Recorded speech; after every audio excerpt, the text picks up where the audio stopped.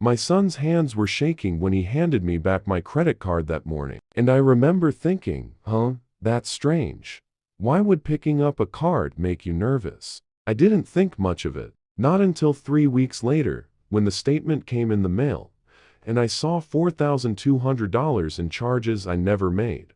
I'm 52 years old. I run a small HVAC repair business out here in Ohio. Been doing it since I was 26. My wife Carol passed away 6 years ago, cancer, and since then, it's just been me and my son, Brian. I raised that boy alone after that. Cooked his meals, went to his basketball games, cried in the bathroom so he wouldn't see me falling apart. Some nights. Brian is 28 now, married to a woman named Kayla for about 2 years. Nice enough girl, I thought. Her parents, the Whitfields, always seemed a little too polished. Big house over in Westerville, always talking about their cruises and their country club memberships. I never said anything bad about them. I just kept my mouth shut and smiled at Christmas dinners. Last December, Brian called me up and said he needed to borrow my card for a few things, said his was maxed out from Kayla's tuition payments,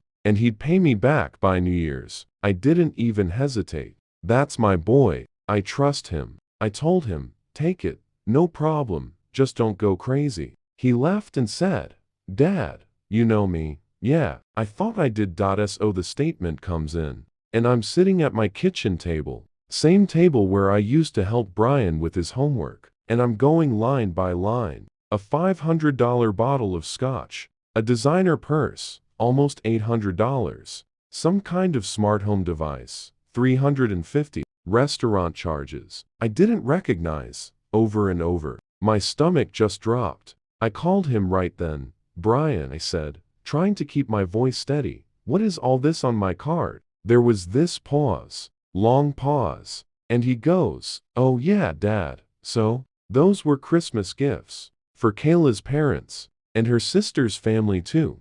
I just sat there for a second. For a second I thought I misheard him. You bought gifts for the Whitfields. On my card. Without asking me. I was gonna tell you, he said. Like that made it better. I figured you wouldn't mind. It's Christmas, family's family.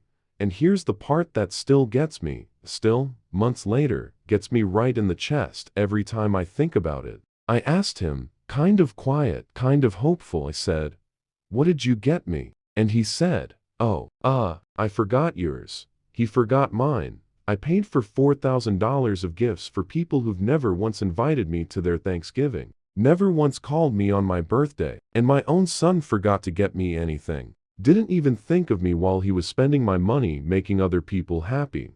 I didn't yell. I want you to know that. I'm not a yeller. My daddy was a yeller, and I swore I'd never be like that. I just said, okay, Brian, and I hung up the phone, and I sat in my kitchen in the dark for probably an hour. Didn't turn a single light on. Just sat there thinking about every sacrifice I made for that kid. Working doubles so he could play travel baseball. Selling my truck, my good truck, to help with his wedding costs. And here he was, 30 minutes away at some fancy dinner with the Whitfields, using my hard-earned money to impress people who look down on guys like me. Guys with grease under their fingernails.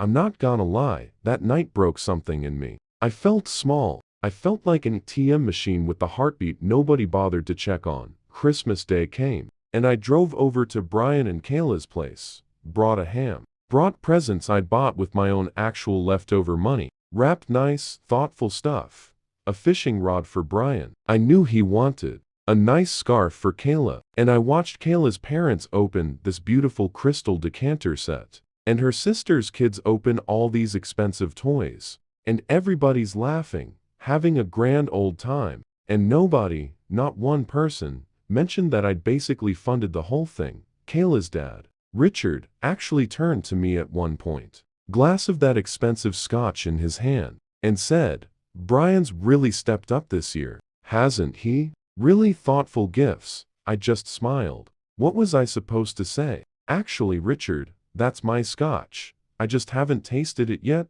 I drove home that night alone, ham dish rattling around empty in my passenger seat, and I cried in my driveway before I even went inside. Full on, cried, like I hadn't since Carol's funeral. Because it wasn't really about the money, you understand. It was about being invisible, being used, being the guy who writes the checks but doesn't get invited to matter. For about a month, I just kind of went through the motions. Work, home, work, home. Didn't call Brian much. He didn't call me either, which honestly told me everything. If he'd noticed something was wrong, if he really understood what he'd done, he would have reached out. He didn't. Then in late January, something happened that changed the whole picture. I was doing a job, fixing a furnace over in Westerville. This big beautiful house. And turns out, small world, it was Richard Whitfield's neighbor, a woman named Diane. Real chatty lady, kept me company while I worked. Somehow Brian's name came up. I think I mentioned my son was married to Kayla Whitfield, and Diane's whole face changed. "Oh, honey," she said. "You're Brian's father? The one who fixes air conditioners?" I said, "Yes, ma'am, that's me." And she got quiet. Then she said, "I probably shouldn't say anything, but Richard and Karen talk about you at the club. Karen calls you the repairman when she's telling her friends about Kayla's in-laws. Says it like a joke, the repairman. Not Brian's dad, not even by name. Just the repairman. Like I was some background character in my own son's life." I finished that job, drove home, and something just settled in me. Not anger, exactly. More like clarity. I thought about Carol, how she used to say, "Never let people treat you like an option when you've been a priority your whole life." And I realized I'd let this go on long enough being quiet and being nice about it. So here's what I did. I didn't scream. I didn't cause a scene. I didn't cut Brian off dramatically like in some movie. I did something smarter. I called Brian and I told him, plain and simple, calm as could be, that I needed the $4,200 paid back, full amount, by the end of February, since that had never actually been a gift. That had been a loan, and loans get repaid. He got all defensive, said I was being weird about it, said, "It's not that deep, Dad." I told him, "It's exactly that deep. You spent my money to impress people who call me the repairman behind my back." I heard that, by the way. Diane told me herself. Silence. Real long silence. Then I told him something else. I told him I'd already spoken to my accountant, and that I was restructuring my will. See, I am planning on eventually handing the business down to Brian. The trucks, the equipment, the client list.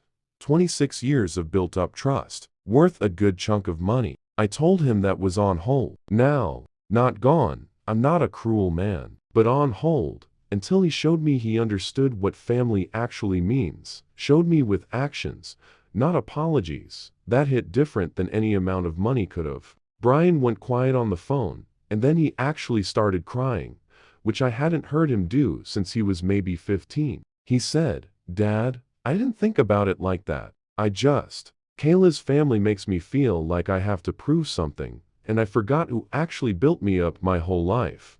I told him, "I know, son. That's exactly the problem. It took time. Real time, not some overnight fix." Brian paid me back every dollar in installments, texted me each time like a receipt, which, honestly, I found kind of sweet in a sad way. He also, on his own, without me asking, sat Kayla down and told her parents straight up at a family dinner that the gifts last Christmas had actually come from his father, that his father worked hard for that money, and that moving forward, respect was gonna go both directions in that family, or he'd be stepping back from those dinners entirely. Richard didn't say much. Karen looked embarrassed. Good. Let them sit with that a minute.